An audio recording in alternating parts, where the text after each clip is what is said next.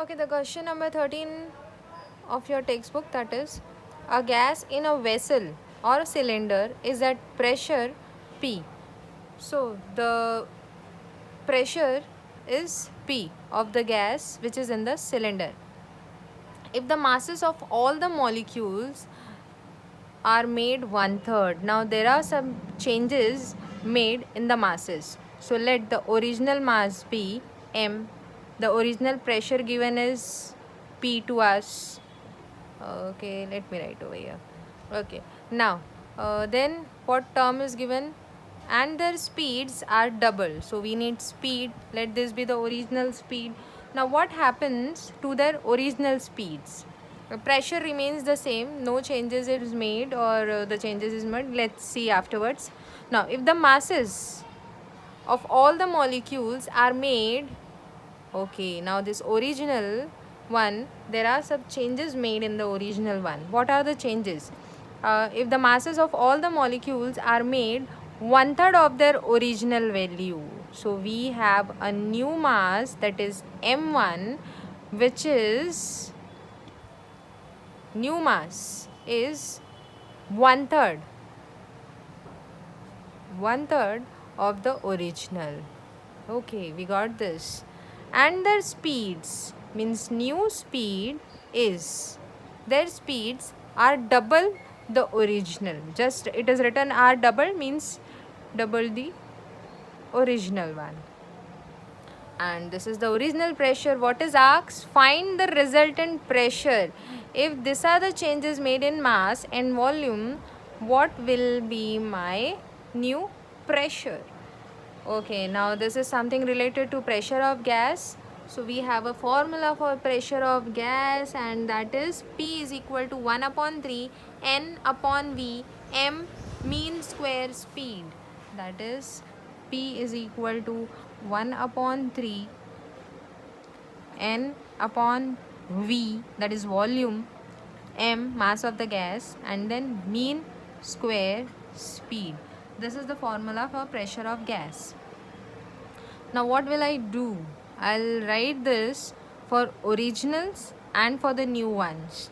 Suppose this is the formula for original, so I'll write the formula for the changes made in the gas. So that is P1 1 upon 3 number of molecules. What is N? Number of molecules. Yeah, that is same. Volume, even that remains same. M, mass. Changes is made in mass. What about the speed? Yeah, there is the changes. First it was V, now it is V1. So it will be mean square V1. What we'll do, we'll take the ratio of this, that is P upon P1, which is equal to 1 upon 3 N upon V M V upon, for P1 I'll write with brown, N upon V M1 V1 square, and this. So this gets cancelled, N gets cancelled, volume gets cancelled. Now what remains? M upon M1. What is M? Okay, M is as it is, and this is also as it is. M1 is 1 upon 3 M. So I'll write 1 upon 3 M. What is the changes in V1? V1, now what we have? We have mean square. So what will I do? I'll write here. Let me do it over here.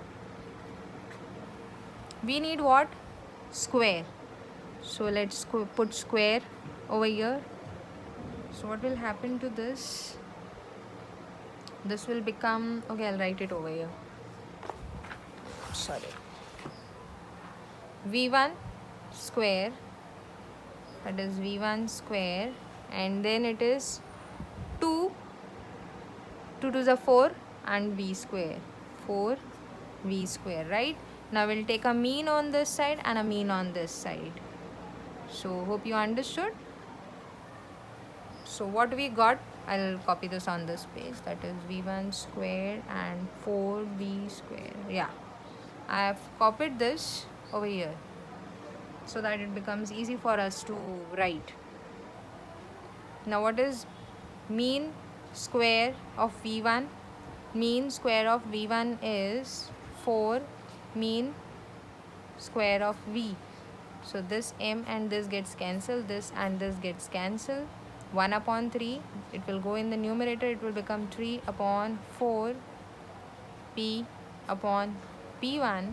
That can be written as, we need p1, so let me take this p1 over here. So p1 is equal to, this p1 goes over here, 4 will be coming in the numerator on left hand side and 3 will be coming in the denominator. So this is the value of p1 which is obtained.